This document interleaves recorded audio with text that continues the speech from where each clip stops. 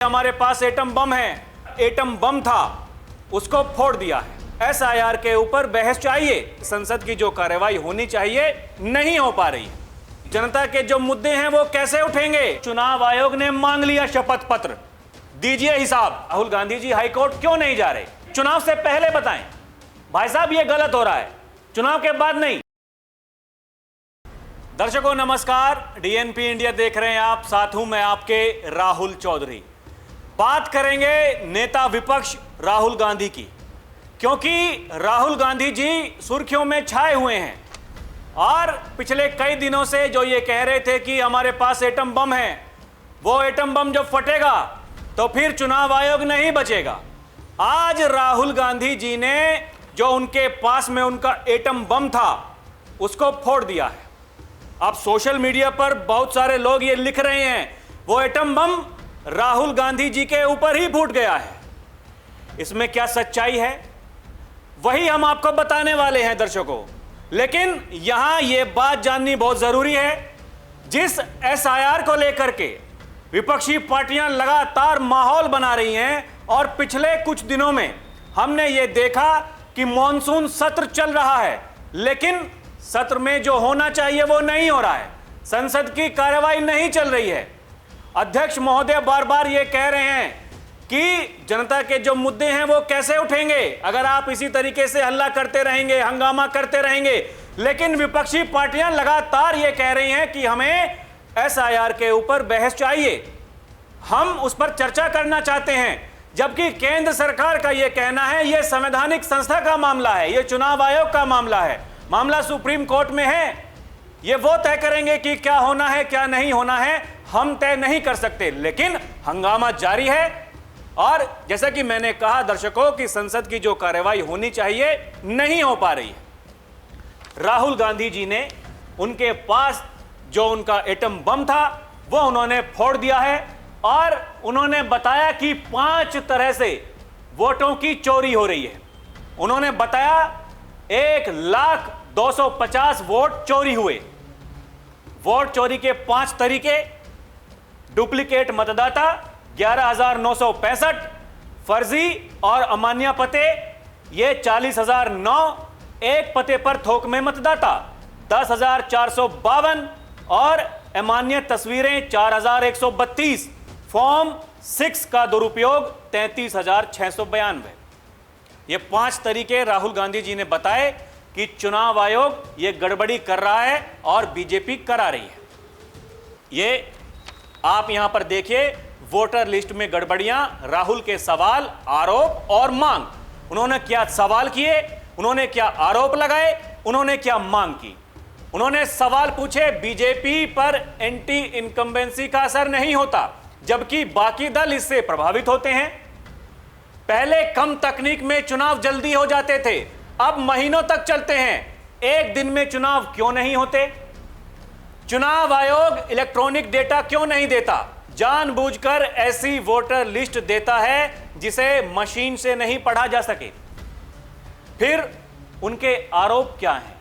वो आरोप लगाते हैं चुनाव आयोग सीसीटीवी फुटेज नहीं देता ताकि कोई सबूत ना बचे, चुनाव आयोग सबूतों को छुपा रहा है और फर्जी वोटिंग रोकने के प्रयास नहीं कर रहा। जबकि चुनाव आयोग जो एसआईआर करवा रहा है वो यही कह रहा है ये जो फर्जी वोटर हैं इन्हें बाहर निकालना है, हमें यह तय करना है ये फर्जी वोटर या हिंदुस्तान में रह करके वोट नहीं डाल सकते हैं। लेकिन यह आरोप राहुल गांधी जी नेता विपक्ष लगा रहे हैं, वो ये कह रहे हैं चुनाव आयोग सबूतों को छुपा रहा है और फर्जी वोटिंग रोकने के प्रयास नहीं कर रहा। तो फिर एसआईआर क्या है?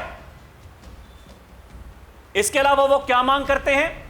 वो मांग कर रहे हैं न्यायपालिका को इस मामले में दखल देना चाहिए, न्यायपालिका को दखल देना चाहिए। इसके अलावा चुनाव आयोग को चुनाव की रक्षा करनी चाहिए, ना कि किसी पार्टी को जिताने का माध्यम बनना चाहिए। न्यायपालिका को मामले में दखल देनी चाहिए। आज जब वो पत्रकारों से बात कर रहे थे, एक पत्रकार ने उनसे पूछा राहुल जी अब आप क्या करेंगे? आप शिकायत करेंगे, हाईकोर्ट में जाएंगे?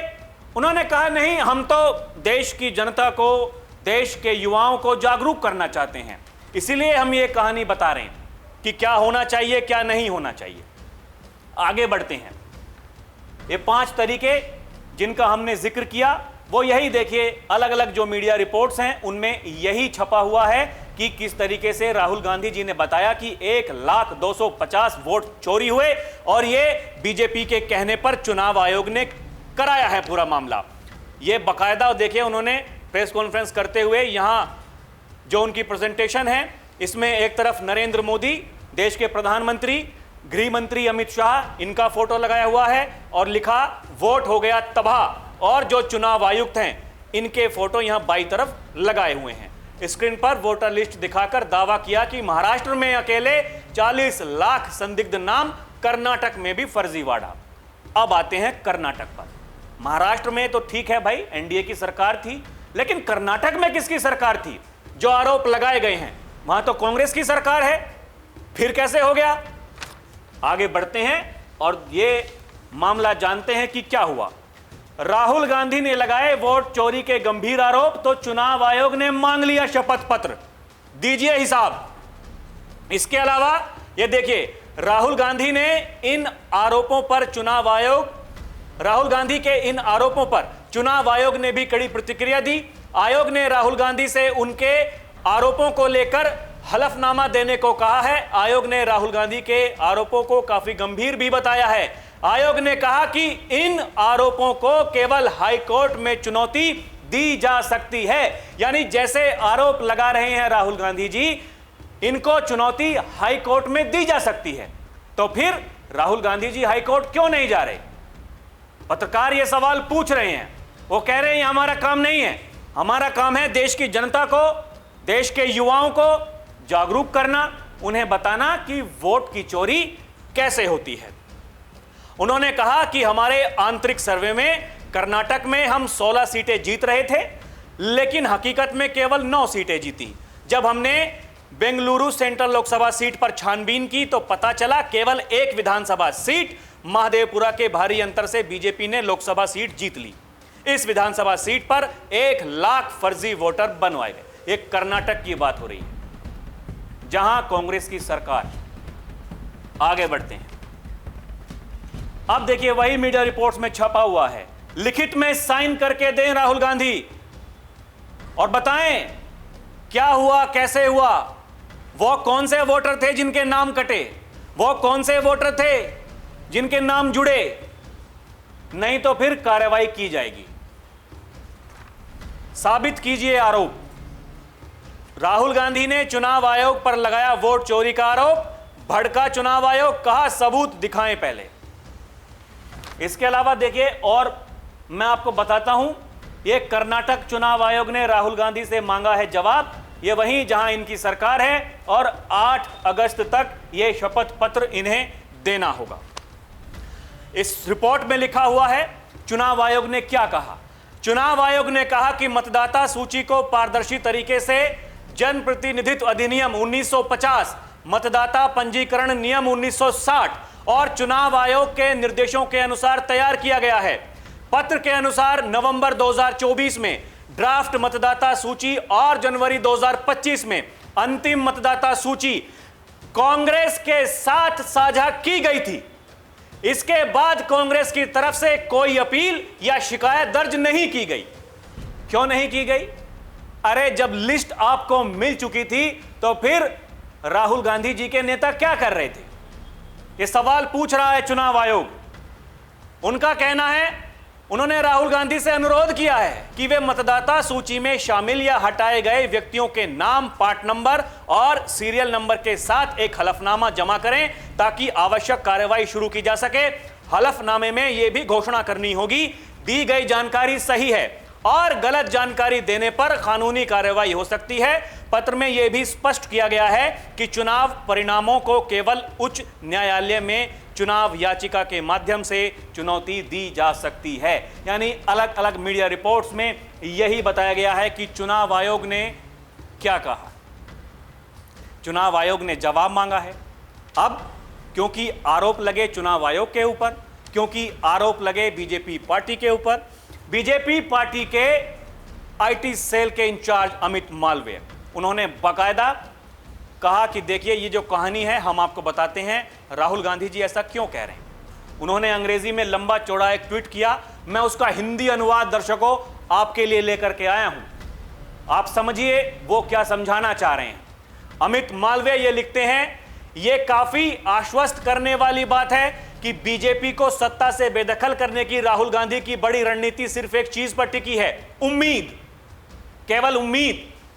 उम्मीद कि किसी दिन सत्ता विरोधी लहर उन्हें जादुई ढंग से प्रधानमंत्री की कुर्सी पर बिठा देगी। वो आगे लिखते हैं, लेकिन सच्चाई यह है वो दिन कभी नहीं आएगा। राहुल गांधी के राजनीतिक जीवन काल में तो बिल्कुल नहीं, क्योंकि बीजेपी काम करती है और पूरा देश ये जानता है।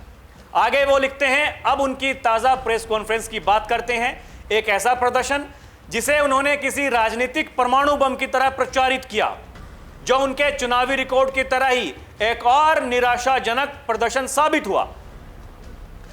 उनकी प्रेस कॉन्फ्रेंस का मुख्य आकर्षण महादेवपुरा था, बेंगलुरु सेंट्रल लोकसभा सीट की एक विधानसभा, जहां बीजेपी ने शानदार जीत हासिल की। राहुल ने आरोप लगाया कि इस निर्वाचन क्षेत्र से 1 लाख से ज्यादा वोट चुराए गए, यानी उस लोकसभा की केवल एक विधानसभा सीट जहां बीजेपी ने वोट चुराए।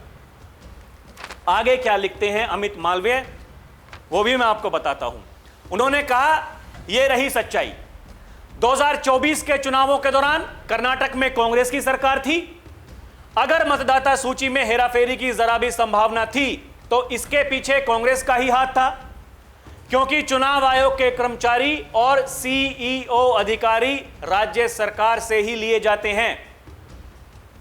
जहां तक डुप्लीकेट मतदाताओं, फर्जी पतों, गुम तस्वीरों और फॉर्म 6 के दुरुपयोग के दावों का सवाल है, इस बात का कोई सबूत नहीं है कि इन सब का फायदा सिर्फ बीजेपी को हुआ हो। अगर हुआ भी तो इससे कांग्रेस या जेडीएस को भी आसानी से फायदा हो सकता था। मसौदा और अंतिम मतदाता सूची दोनों ही राजनीतिक दलों के साथ काफी पहले ही साझा कर दी जाती है। राजनीतिक दलों की जिम्मेदारी है कि वे चुनाव से पहले इसकी जांच करें और चिंताएं उठाएं, हारने के बाद नहीं, यानी चुनाव से पहले बताएं भाई साहब ये गलत हो रहा है, चुनाव के बाद नहीं। जब चुनाव आप हार गए उसके बाद में ठीकरा फोड़ रहे हैं चुनाव आयोग के ऊपर और बीजेपी के ऊपर। सच कहें तो भारत की मतदाता सूची प्रणाली, जो दुनिया की सबसे बड़ी प्रणालियों में से एक है, दोष रहित नहीं है। इसलिए चुनाव आयोग इसे दुरुस्त करने के लिए एक नियमित रूप से विशेष गहन संशोधन यानी एसआईआर करता है, लेकिन इन सुधारों का समर्थन करने के बजाय राहुल गांधी और उनके सहयोगी इनका विरोध करते हैं। यानी राहुल गांधी तो कह रहे हैं यह चुनाव आयोग की जिम्मेदारी है। अब जब चुनाव आयोग वो जिम्मेदारी अपनी निभा रहा है और जो कार्रवाई होनी चाहिए वो हो रही है, तो विपक्षी नेता उसका विरोध करते हैं। इसमें राहुल गांधी जी भी शामिल हैं। वो लगातार ये कह रहे हैं ये वोटबंदी है। उन्होंने कहा राहुल गांधी और उनके सहयोगी इसका विरोध क्यों करते हैं, पारदर्शिता का विरोध क्यों कर रहे हैं, जब तक आपको डर ना हो कि इससे क्या खुलासा हो सकता है। अब खुलासा क्या हो रहा है? खुलासा यह हो रहा है कि जितने मतदाता हैं उससे ज्यादा आधार कार्ड बने हुए हैं। खुलासा यह हो रहा है कि जो मतदाता वहां रह ही नहीं रहा है उसकी भी वोट बनी हुई है। तो यह खुलासे चुनाव आयोग कर रहा है, लेकिन सवाल पूछे जा रहे हैं और वही अमित मालवीय जो कहते हैं, और चूंकि हम वोटों के बदलाव की बात कर रहे हैं, आइए महाराष्ट्र की धुले लोकसभा सीट के अंतर्गत आने वाले मालेगांव सेंट्रल पर नजर डालें। वही राज्य जहां राहुल अपनी साजिश की कहानी गढ़ रहे हैं। भाजपा 6 में से 5 विधानसभा क्षेत्रों में आसानी से आगे थी, लेकिन मालेगांव सेंट्रल में कांग्रेस को भाजपा के हर वोट के बदले 42 वोट मिले, जिससे नतीजा पलट गया। यानी जो सिचुएशन कर्नाटका की बता रहे हैं, बेंगलुरु सीट की राहुल गांधी जी, वो तो महाराष्ट्र में भी ऐसा ही हुआ। एक विधानसभा सीट जहां 1 वोट के बदले कांग्रेस को लगभग 42 वोट मिले। क्या ये विसंगतियां हैं? नहीं, इन्हें चुनावी हकीकत कहा जाता है, जिसे समझने में राहुल गांधी को साफ तौर पर दिक्कत होती है। लेकिन फिर उन्हें जो कहा जाता है उसके पीछे एक वजह जरूर है। उन्हें क्या कहा जाता है, वो वजह क्या है, दर्शकों ये तय आप कीजिएगा। लेकिन ये सब जो चल रहा है और ये क्या हो रहा है, और राहुल गांधी जी या फिर उनकी कांग्रेस पार्टी ये अभी भी अपनी बात पर कायम है, हमारे लोकतंत्र पर एटम बम है, ये कह रहे हैं राहुल गांधी, और यही वोट चोरी है।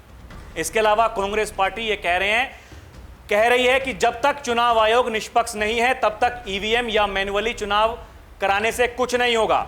अगर चुनाव आयोग निष्पक्ष काम करे और चुनाव मैन्युअली किया जाए तब कुछ हो सकता है, लेकिन यहां तो अंपायर चुनाव आयोग ही दूसरी टीम का है, दूसरी टीम यानी बीजेपी का है।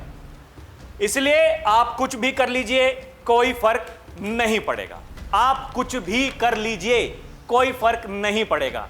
जब कोई फर्क पड़ना ही नहीं है तो फिर ये एटम बम की धमकी क्यों दी जा रही है, ये इतनी बड़ी प्रेस कॉन्फ्रेंस बाकायदा पूरे सबूतों के साथ में ये क्यों की जा रही है? जब इसका कोई असर होना ही नहीं है तो फिर सवाल है कि ये क्यों। और वही देखिए, अब बीजेपी के नेता भी ये सवाल पूछ रहे हैं, वो भले ही पार्टी के प्रवक्ता हों, वो भले ही जो केंद्र में मंत्री हैं वो हों। संबित पात्रा क्या कह रहे हैं? संबित पात्रा ये कह रहे हैं कि लोकसभा में विपक्ष के नेता राहुल गांधी द्वारा चुनाव आयोग पर लगाए गए आरोपों पर भाजपा सांसद संबित पात्रा ने कहा, राहुल गांधी और कांग्रेस पार्टी ने उन राज्यों पर कभी कोई प्रेस कॉन्फ्रेंस नहीं की जहां उन्होंने चुनाव जीता। देश की जनता इस चुनिंदा आक्रोश को देख रही है। अगर भारत का चुनाव आयोग समझौतावादी है जैसा कि वो कहते हैं तो वे लोकसभा चुनाव में 99 सीटों पर अपनी जीत का जश्न कैसे मना सकते हैं?